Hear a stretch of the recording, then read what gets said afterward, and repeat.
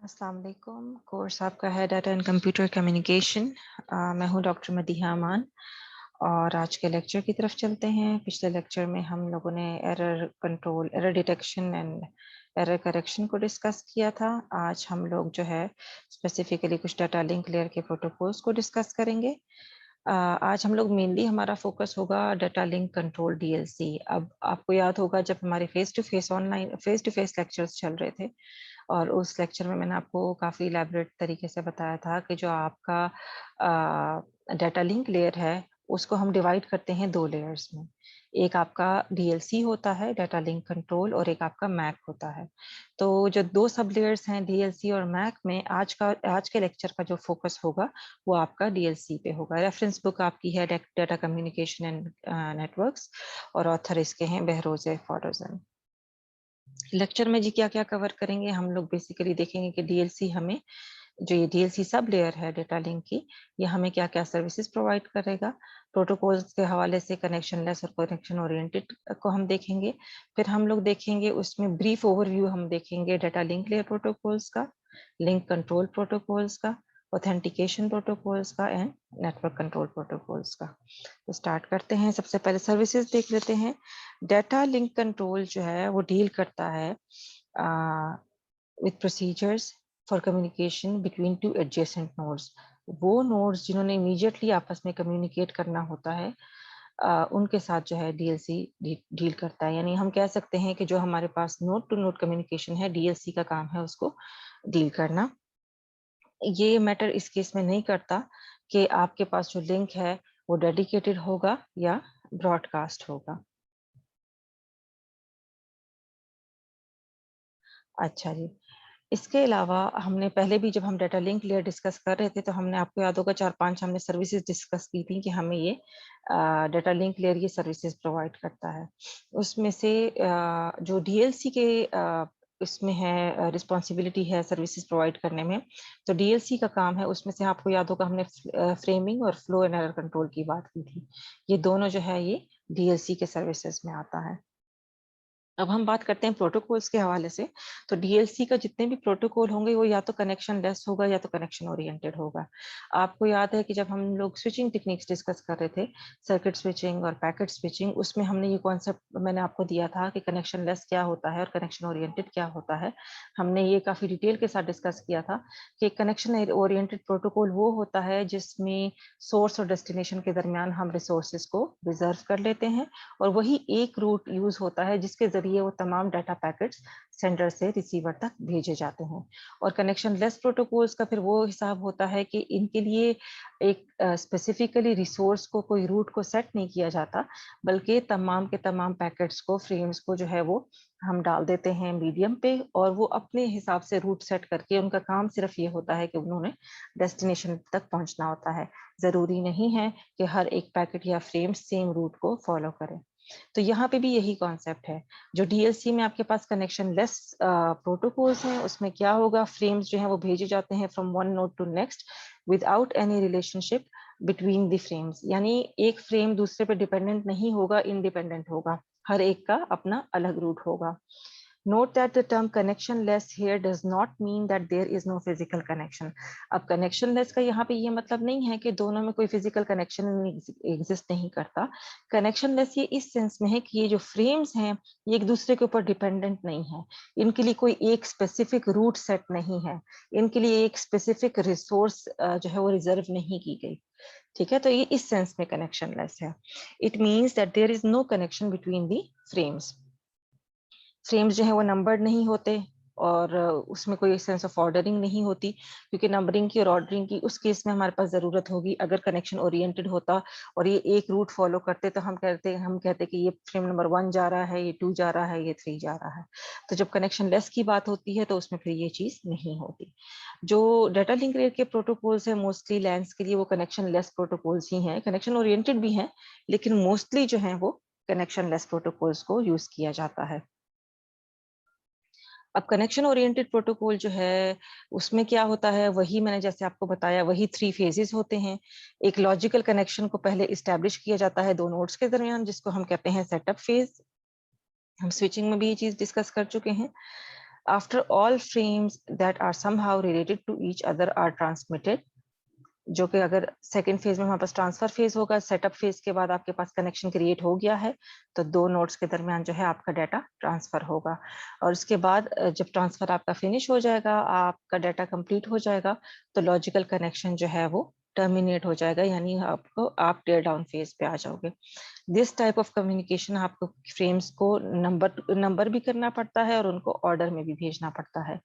If they are not received in order, receiver क्या करता है, it needs to wait until all frames belonging to the same set are received and then deliver them in order to the network layer. अगर तो order में नहीं आ रहे हैं, कोई इशू आ रहा है, तो रिसीवर पहले वेट करेगा जब तक उस सेट के तमाम फ्रेम्स उसको मिल नहीं जाते। जब उसको मिल जाएंगे, वो उसको ऑर्डर में सॉर्ट आउट करके फिर जो है वो ऊपर नेटवर्क लेयर को भेजेगा। कनेक्शन ओरिएंटेड प्रोटोकॉल्स जो हैं वो बहुत रेयर होते हैं वायर्ड लैन्स में, बट हम लोग कुछ पॉइंट टू पॉइंट प्रोटोकॉल्स हैं उसमें हमें नजर आते हैं कनेक्शन ओरिएंटेड प्रोटोकॉल्स, कुछ हम लोग वायरलेस लैन्स में हमें नजर आते हैं, कुछ वाइड एरिया नेटवर्क्स में नजर आते हैं। बट ये है कि ज्यादा प्रेफरेंस जब हमारे पास डीएलसी के प्रोटोकॉल्स की होती है, वो मोस्टली कनेक्शन लेस होते हैं। अब हम डाटा लिंक लेयर के प्रोटोकॉल्स को देखेंगे, डिस्कस करेंगे। ट्रेडिशनली हमारे पास 4 प्रोटोकॉल्स हैं that have been defined for data link layer, जो कि डील करते हैं मेनली किसके साथ, फ्लो एंड एरर कंट्रोल के साथ। 4 प्रोटोकॉल्स कौन कौन से हैं हमारे पास? सिंपल प्रोटोकॉल है, स्टॉप एंड वेट प्रोटोकॉल है, गो बैक एंड प्रोटोकॉल है, सिलेक्टिव रिपीट प्रोटोकॉल है। जो पहले 2 प्रोटोकॉल्स हैं वो आज तक यूज हो रहे हैं डाटा लिंक लेयर पे, और जो लास्ट 2 प्रोटोकॉल्स हैं ये जो है अब डिसअपियर हो गए, ये अब यूज नहीं होते हैं। यानी कि सिंपल और स्टॉप एंड वेट, ये 2 प्रोटोकॉल्स अभी तक यूज हो रहे हैं, और जो ये 2 प्रोटोकॉल्स हैं ये खत्म होकर ऑब्सोलीट हो चुके हैं। सिंपल प्रोटोकॉल क्या है? ये our first protocol is a simple protocol with neither flow nor error control। ये एक सिंपल प्रोटोकॉल है, इसमें फ्लो और एरर कंट्रोल का कोई मैकेनिज्म नहीं है। We assume that the receiver can immediately handle any frame it receives। ठीक है, हमने ये ज्यूम किया होता है कि जो रिसीवर है वो इतना केपेबल है कि वो इमीडिएटली कोई भी फ्रेम हम इसको भेजेंगे तो वो रिसीव कर लेगा। In other words, the receiver can never be overwhelmed with incoming frames. चाहे हम जितनी स्पीड से फ्रेम्स भेजें, कम फ्रेम भेजें, हम ये सपोज करते हैं, एज्यूम करते हैं कि रिसीवर जो है उसको कोई इशू नहीं होगा, वो और ओवरवेल्म नहीं होगा कि ज्यादा फ्रेम्स आ रहे हैं या कम फ्रेम्स आ रहे हैं, या इनको या इसमें कोई इशू है। 11.7 फिगर आपके सामने नजर आ रही है जो इस प्रोटोकॉल के लेआउट को बता रही है आपको। आप देख रहे हो कि data link to data link, sending node और रिसीविंग नोड, और इसमें जो है आपका फ्रेम जो है वो भेजा जा रहा है। ये एक लॉजिकल लिंक है और इस पे जो है ये फ्रेम भेजा जा रहा है। The data link layer at the sender gets a packet from its network layer। जाहिर है एक सेंडर पे जो डाटा लिंक लेयर होगा वो जो एक सेंडर पे जो डाटा लिंक लेयर होगा वो पैकेट अपने नेटवर्क लेयर से लेगा। अब जब पैकेट लेगा तो उसके पास तो पैकेट आएगा, उसको पहले क्या करेगा, वो फ्रेम बनाएगा, ठीक है, और and sends the frame, frame बना के उसको फिर वो भेजेगा। The data link at the receiver receives a frame from the link. अब जो रिसीवर का डाटा लिंक है वो फ्रेम रिसीव करेगा, ठीक है, extracts the packet from the frame, उसमें से पैकेट को निकाल लेगा, and delivers the packet to the network layer, और उस पैकेट को ऊपर नेटवर्क लेयर को दे देगा। The data link layers of the sender and receiver provide transmission services for the network layers. जो डाटा लिंक लेयर्स में सेंडर और receiver का डाटा लिंक लेयर है उनका मेन काम है ट्रांसमिशन सर्विसेज प्रोवाइड करना, किन को, अपनी अपनी नेटवर्क लेयर्स को। नेक्स्ट हमारे पास आता है इसमें स्टॉप एंड वेट प्रोटोकॉल। एक minute, pen is not working, एक मिनट बेटा।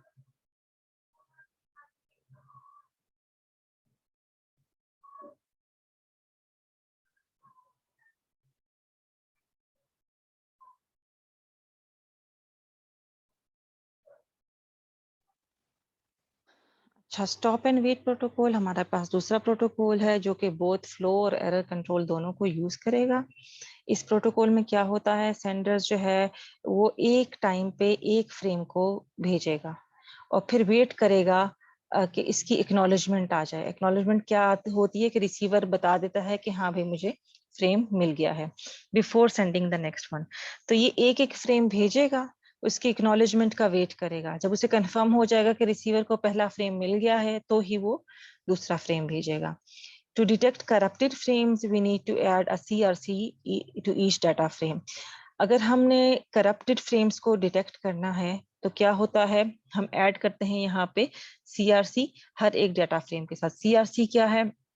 साइक्लिक रिडंडेंसी चेक है। रिडंडेंसी को और हमने पिछले लेक्चर में काफी डिटेल से डिस्कस किया। तो सीआरसी जो है ये आपके पास एरर कंट्रोल और फ्लो मैकेनिज्म में यूज होता है।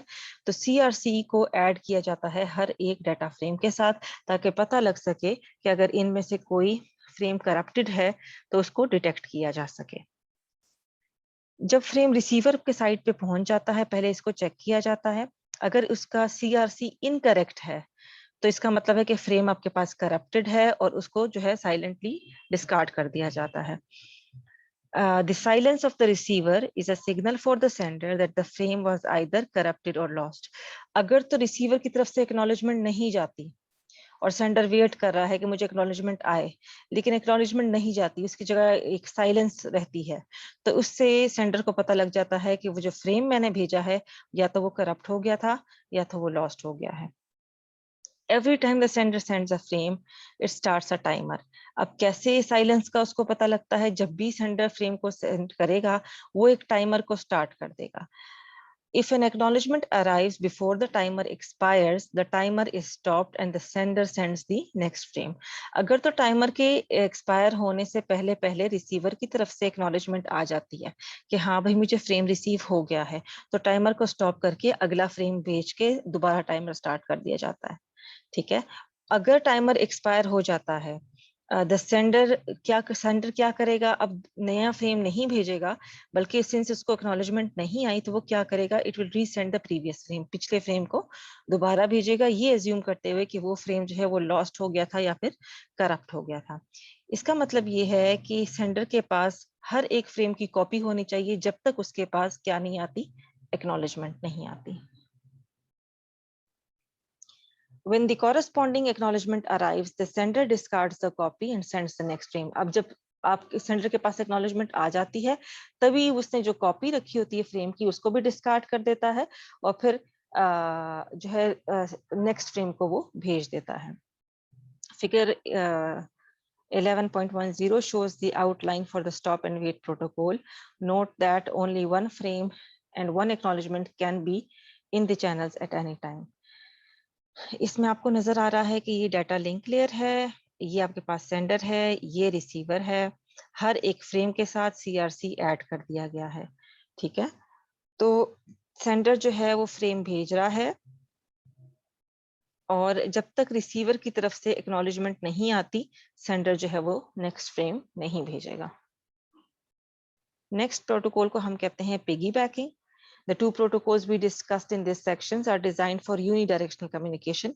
हमने जब इस simple protocol और stop and wait protocol को discuss किया, दोनों आपके पास क्या है, यूनिडायरेक्शनल कम्युनिकेशन के लिए यूज होते हैं, यानी वन साइडेड है कम्युनिकेशन में, in which data is flowing in one direction although the acknowledgement travel in other direction. जाहिर है जब सेंडर सिर्फ रिसीवर को भेजेगा और प्रोटोकॉल भी इस मकसद के लिए है तो अदर डायरेक्शन में सिर्फ जो है वो रिसीवर की तरफ से एक्नॉलेजमेंट ही रिसीव होगी, इसके अलावा और कुछ भी रिसीव नहीं होगा।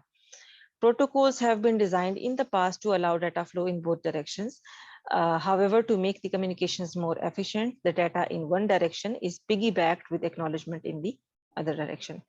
इससे पहले भी प्रोटोकॉल्स ऐसे डिजाइन किए गए हैं कि डाटा फ्लो को दोनों डायरेक्शंस पे जो है वो अलाउ किया जाए और कम्युनिकेशन को ज्यादा एफिशिएंट बनाने के लिए ये किया गया कि the data in one direction is piggybacked with acknowledgement in the other direction. जैसे अगर ए ने बी के साथ कम्युनिकेट करना है और ए ने बी को कोई फ्रेम भेजा है, अब टू साइडेड कम्युनिकेशन है, फिर बी ए को कोई फ्रेम भेज रहा है फॉर एग्जांपल, तो बी अपना फ्रेम जो कि डाटा है वो भी भेजेगा और उसी डाटा के ऊपर पिगी बैक करने का मतलब होता है जिस तरह हम बच्चों को नहीं पिगी बैक कर लेते कमर पे पीछे करके और हम लोग खेलते हैं बच्चों के साथ, सेम ये कॉन्सेप्ट है कि ये क्या करेगा, बी अपने डाटा के ऊपर जो इसका फ्रेम है इसके साथ वो एक्नॉलेजमेंट का भी जो फ्रेम है और पैकेट है वो इसको दे देगा कि तुम वैसे भी जा रहे हो, इसको भी साथ साथ आपने ए तक, नोड ए तक पहुंचा देना है, जो कि आपके पास क्या होती है, एक्नॉलेजमेंट होती है।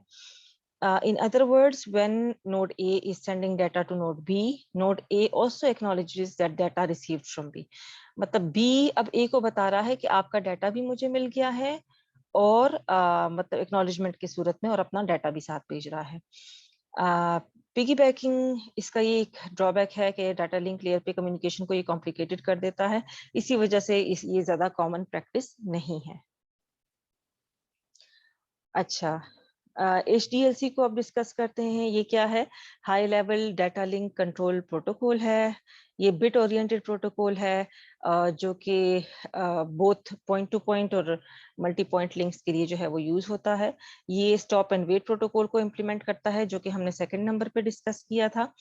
Although this protocol is more theoretical issue than practical, most of the concept defined in this protocol is the basis for other practical protocols such as PPP जो कि है पॉइंट टू पॉइंट प्रोटोकॉल, जो कि हम आगे discuss करेंगे। HDLC जो है वो हमारे पास दो कॉमन ट्रांसफर मोड्स जो है हमें प्रोवाइड करता है जो कि हम लोग डिफरेंट कॉन्फ़िगरेशंस में यूज कर सकते हैं। एक मोड जो है हम उसको कहते हैं वो है नॉर्मल रिस्पांस मोड NRM, और एक हमारे पास है एसिंक्रोनस बैलेंस्ड मोड ABM। ठीक है, अब दोनों किन सिनेरियोज में यूज होता है? नॉर्मल रिस्पांस मोड NRM जो कि ये स्टेशन कॉन्फ़िगरेशन इसकी अनबैलेंस्ड होती है। कैसे? क्योंकि हमारे पास एक प्राइमरी स्टेशन होता है और मल्टीपल इसमें सेकेंडरी स्टेशन होते हैं। प्राइमरी स्टेशन जो है वो कमांड भेजता है और सेकेंडरी स्टेशन सिर्फ रिस्पॉन्ड करता है। जो कमांड दिया होता है प्राइमरी स्टेशन ने, सेकेंडरी स्टेशन सिर्फ उसका रिस्पॉन्स देता है। जो ये NRM प्रोटोकॉल है ये बोथ पॉइंट टू पॉइंट और मल्टी पॉइंट लिंक दोनों में जो है ये यूज होते हैं। अच्छा, हमारे पास जो एसिंक्रोनस बैलेंस्ड मोड है, अब ये क्या है? इसकी जो कॉन्फ़िगरेशन है वो बैलेंस्ड होती है। The link is point to point, इसका लिंक पॉइंट टू पॉइंट होता है and each station can function as a primary and secondary.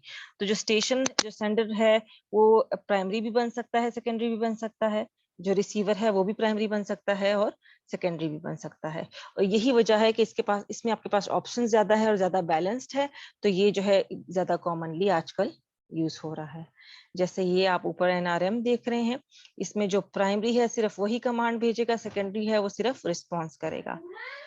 और जो मल्टी पॉइंट है इसमें भी आप देख रहे हैं, चाहे वो पॉइंट टू पॉइंट हो चाहे वो मल्टी पॉइंट हो, दोनों केसेस में आपके पास सिर्फ प्राइमरी कमांड भेज रहा है और सेकेंडरी जो है वो रिस्पॉन्स कर रहा है। और इसके कंट्रास्ट में जब हम लोग HDLC में एसिंक्रोनस बैलेंस्ड मोड को देखते हैं, तो आपके पास जो दोनों आपके पास नोड्स हैं वो कंबाइंड प्राइमरी भी हैं और सेकेंडरी भी हैं। दोनों कमांड भी भेज सकते हैं, रिस्पॉन्स भी रिसीव कर सकते हैं, कमांड भी भेज सकते हैं और रिस्पॉन्स भी रिसीव कर सकते हैं। पॉइंट टू पॉइंट प्रोटोकॉल क्या है? ये बहुत ज्यादा कॉमन प्रोटोकॉल है जो कि पॉइंट टू पॉइंट एक्सेस के लिए यूज होता है, PPP के नाम से मशहूर है। Millions of internet users who need to connect their home computers to the servers of an internet service provider use PPP। बहुत commonly use होता है। Majority of these users have a traditional modem, एक traditional modem जिनके पास है, जैसे DSL घरों में लगा हुआ होता है। They are connected to the internet through a telephone line, जैसे हम लोग PTCL के से हम लोग ये कनेक्शन लेते हैं, जो कि आपको सर्विसेज प्रोवाइड करता है through the help of physical layer. But to control and manage the transfer of data, आपके पास क्या चाहिए होगा? एक पॉइंट टू पॉइंट प्रोटोकॉल चाहिए होगा। कौन सी लेयर पे? डाटा लिंक लेयर पे, जो कि हम डिस्कस करेंगे। और इस मकसद के लिए PPP जो है by far the most common protocol जो है वो इस पर्पस के लिए यूज होता है। क्या सर्विसेज प्रोवाइड कर रहा है PPP? आपको ये फॉर्मेट डिफाइन करता है आपका, जो कि दोनों डिवाइसेस के दरमियान, नोड्स के दरमियान जो कम्युनिकेशन एक्सचेंज होनी है, किस फॉर्मेट के तहत एक्सचेंज होनी है, वो बताता है आपको point to point protocol. It also defines how two devices can negotiate the establishment of the link and exchange data, कि अपने दरमियान ये दो डिवाइसेस कौन से रूल्स ऐसे सेटअप करते हैं ताकि वो अपने डाटा को आपस में एक्सचेंज कर सकें। ये डिजाइन किया गया है मोस्टली कि ऐसे पेलोड मतलब आपका जो डाटा पैकेट है वो ऐसे पेलोड्स को एक्सेप्ट करे from several network layers, not only IP। ऐसा नहीं है कि सिर्फ जिस नेटवर्क लेयर पे IP चल रहा होगा तो सिर्फ वहां से ये डाटा एक्सेप्ट करेगा, बल्कि नेटवर्क लेयर पे जो भी प्रोटोकॉल होगा ये इस तरह से डिजाइन किया गया है कि ये वहां से पेलोड एक्सेप्ट कर सकता है।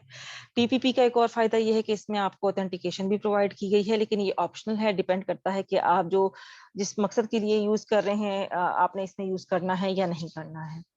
पीपीपी का जो नया वर्जन है वो that is multi link PPP, जो कि आपको मल्टीपल लिंक्स पे भी कनेक्शन वो सर्विसेज प्रोवाइड करता है। जाहिर है जब हम लोग पहले पीपीपी की बात करते हैं हमारे जहन में यही बात आती है कि ये सिर्फ डील करेगा किसके साथ, पॉइंट टू पॉइंट के साथ। जो इसकी न्यू वेरिएशन है मल्टी लिंक पीपीपी, वो आपके पास कनेक्शन प्रोवाइड करेगा मल्टीपल लिंक्स पे। एक interesting feature one interesting feature of PPP is that ये आपको नेटवर्क एड्रेस कॉन्फ़िगरेशन भी प्रोवाइड करता है। ये आपको कब काम आता है, जैसे अब एक होम यूजर है और उसको एक टेम्परेरी नेटवर्क एड्रेस चाहिए ताकि वो इंटरनेट के साथ कनेक्ट हो सके, तो हम लोगों ने अक्सर अपने उसको DHCP पे किया होता है, जो कि डायनामिक होस्ट कॉन्फ़िगरेशन प्रोटोकॉल है, जो कि ऑटोमेटिकली कोई भी पूल में से आईपी एड्रेस उठा के हमें असाइन कर देता है, जिसके जरिए हम नेटवर्क के साथ कनेक्ट हो जाते हैं। पीपीपी आपके पास फ्लो कंट्रोल नहीं प्रोवाइड करता। A sender can send several frames one after another with no concern about overwhelming the receiver. तो सेंडर जो है वो चाहे जितनी मर्जी फ्रेम्स भेजे, उसको ये परवाह नहीं होती कि रिसीवर ओवरवेल्म तो नहीं होगा, ज्यादा फ्रेम्स तो नहीं भेज दिए, कोई मसला तो नहीं आएगा, वो चीजें नहीं होंगी। PPP has a very simple mechanism, error control के लिए ये यूज करता है सीआरसी, साइक्लिक रिडंडेंसी चेक, ताकि वो एरर्स को डिटेक्ट कर सके। अब ये देखें यहाँ पे पीपीपी आपको एरर डिटेक्शन तो प्रोवाइड करता है लेकिन फ्लो कंट्रोल नहीं प्रोवाइड करता। अगर तो फ्रेम करप्टेड है और पीपीपी को पता लग जाए कि फ्रेम करप्टेड है, वो साइलेंटली इसको डिस्कार्ड कर देगा। और जो ऊपर लेयर के प्रोटोकॉल्स हैं फिर वो इस प्रॉब्लम के साथ डील करते हैं कि जो फ्रेम डिस्कार्ड किया गया है अब उसको कैसे जो है दोबारा से रिजुविनेट किया जाए। Lack of error control and sequence numbering may cause a packet to be received out of order. जाहिर है out of order भी पैकेट्स रिसीव हो सकते हैं अगर कनेक्शन ओरिएंटेड प्रोटोकॉल नहीं यूज किया गया। PPP does not provide a sophisticated addressing mechanism to handle frames in multi-point configuration. Multi-point scenario में PPP के पास कोई ऐसा खास एड्रेसिंग मैकेनिज्म है नहीं कि वो इस सिनेरियो में जो है वो फ्रेम्स को हैंडल कर सके। मल्टीप्लेक्सिंग इन पीपीपी किस तरीके से प्रोटोकॉल्स के कॉन्टेक्स्ट में ये बात हो रही है। पीपीपी इवन दो ये एक लिंक लेयर प्रोटोकॉल है, ये क्या करता है, एक और सेट ऑफ प्रोटोकॉल्स यूज करता है किस चीज के लिए, ताकि वो लिंक को इस्टेब्लिश कर सके, ऑथेंटिकेट कर सके जो पार्टीज इन्वॉल्व हैं, और ताकि वो जो नेटवर्क लेयर है उस तक डाटा को कैरी कर सके। अब इस मकसद के लिए 3 सेट ऑफ प्रोटोकॉल्स जो है वो पीपीपी यूज करता है, जो कि इसको पावरफुल बनाता है। अब उसमें से क्या होता है, एक लिंक कंट्रोल प्रोटोकॉल यूज करेगा पीपीपी, 2 ऑथेंटिकेशन प्रोटोकॉल्स यूज करता है पीपीपी, और काफी सारे नेटवर्क कंट्रोल प्रोटोकॉल्स जो है वो पीपीपी यूज करता है। और इन ये सब मिला के जब पीपीपी यूज करेगा ये सब, तो इसको पावरफुल बनाएगा सो दैट वो अच्छे तरीके से कम्युनिकेट कर सके, लिंक को इस्टेब्लिश कर सके, ऑथेंटिकेट कर सके, और डाटा को carry the network layer data, network layer के डाटा को कैरी कर सके। किसी भी मोमेंट पे कोई भी पीपीपी का पैकेट हो, वो डाटा को data PPP packet can carry data from one of these protocols in its data field. अपने डाटा फील्ड में इन प्रोटोकॉल्स में से वो कोई भी जो डाटा है वो कैरी कर सकता है।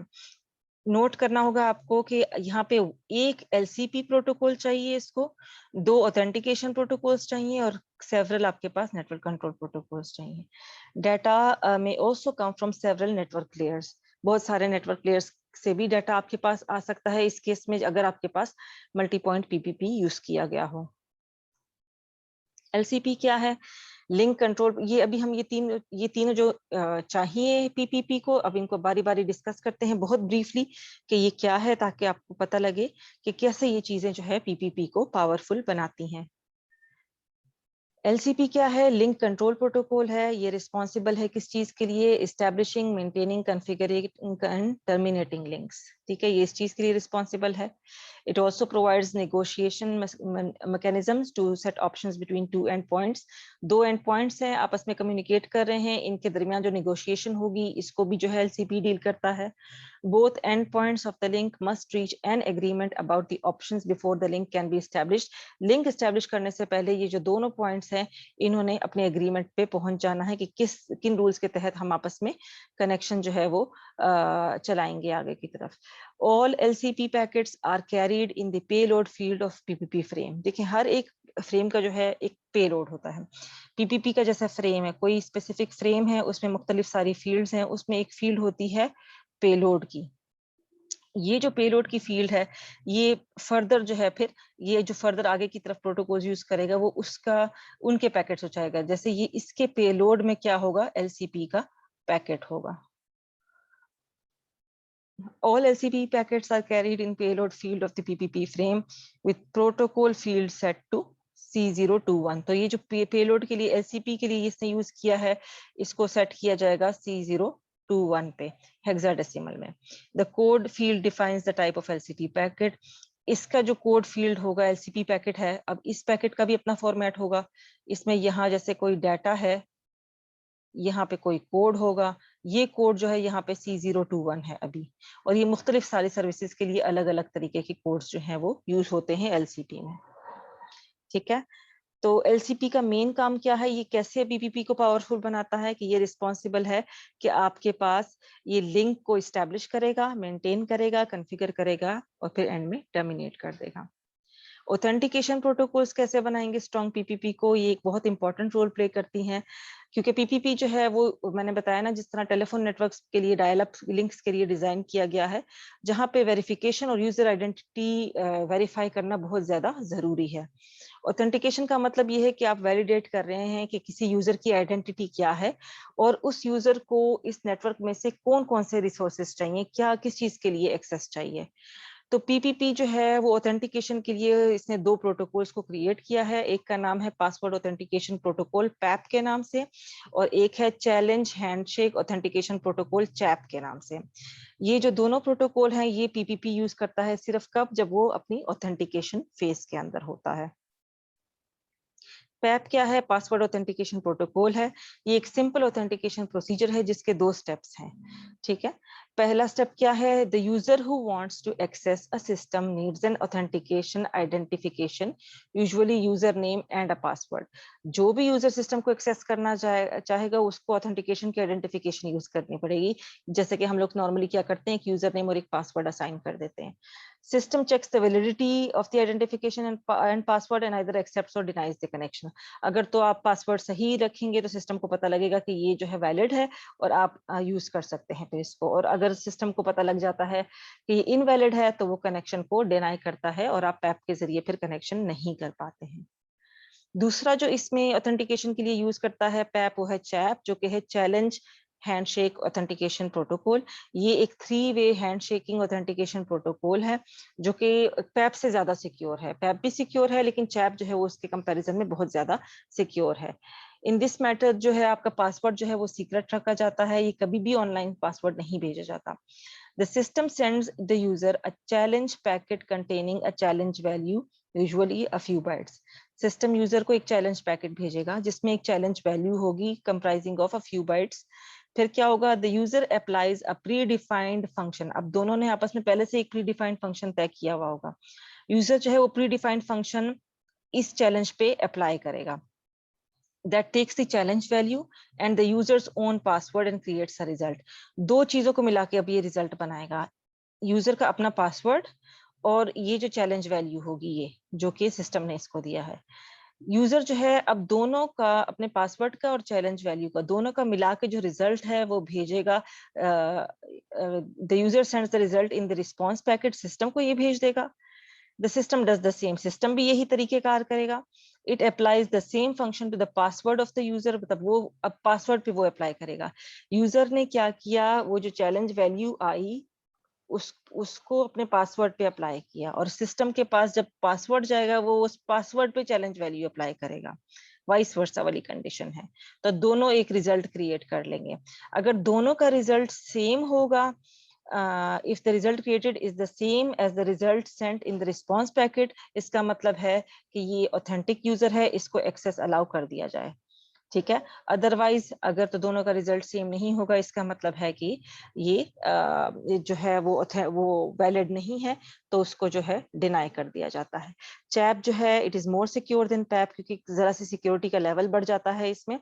Specially if the system continuously changes the challenge value. System जो है वो चैलेंज वैल्यू को मुस्तकिल चेंज करता रहता है ताकि कोई जो है इसको हैकर हैक ना कर सके। इवन इफ द इंट्रूडर का मतलब होता है hacker, learns the challenge value and the result, password जो है वो अभी भी सीक्रेट है क्योंकि पासवर्ड ऑनलाइन जाता ही नहीं। यूजर जब पासवर्ड देगा तो उसमें अपनी चैलेंज वैल्यू मिला के भेजेगा ऑनलाइन, तो पासवर्ड फिर भी सीक्रेट ही रहेगा। तो अगर हम चैप और पैप को कंपेयर करते हैं तो हमारे पास ऑथेंटिकेशन प्रोटोकॉल्स में पीपीपी के लिए चैप ज्यादा सिक्योर है।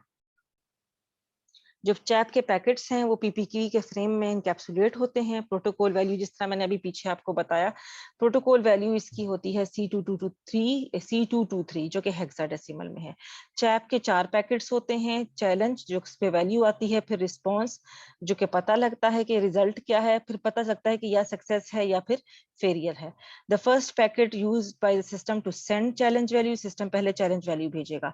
Second is used by the user to return the result of the calculation, user अपने पासवर्ड के साथ ये चैलेंज वैल्यू मिला के रिजल्ट जो है ऑफ द कैलकुलेशन रिटर्न कर देगा सिस्टम को। दूसरा पैकेट इसलिए यूज होगा।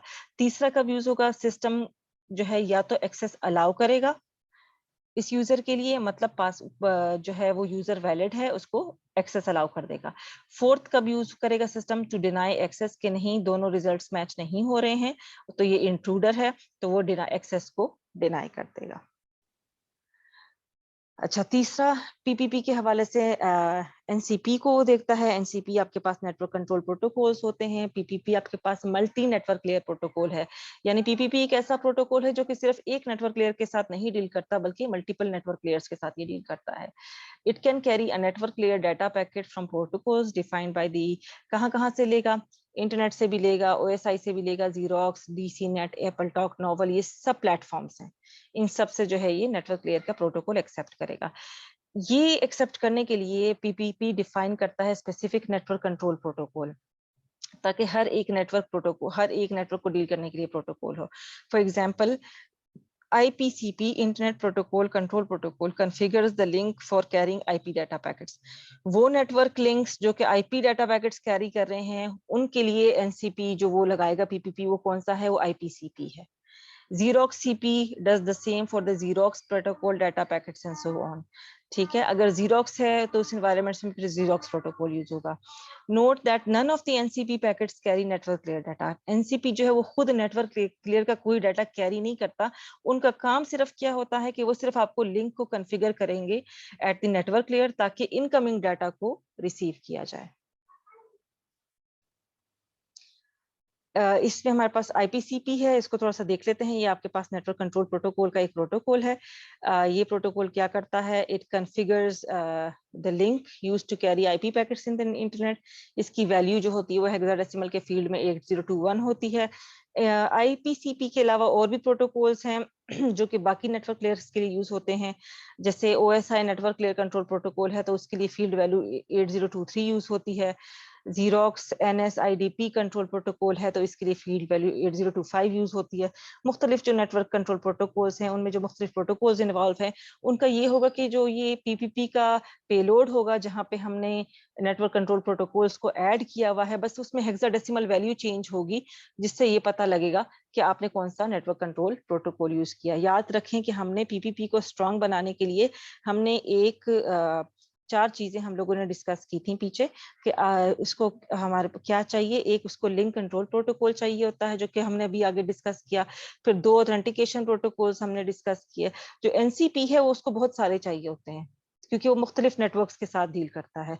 तो ये जो हम डिस्कस कर रहे हैं ना, ये अभी एनसीपी, तो ये इसको एक नहीं, दो नहीं, मल्टीपल चाहिए होते हैं। डिपेंड करता है कि आपके पास उस टाइम पीपीपी कितने नेटवर्क्स के साथ डील कर रहा है।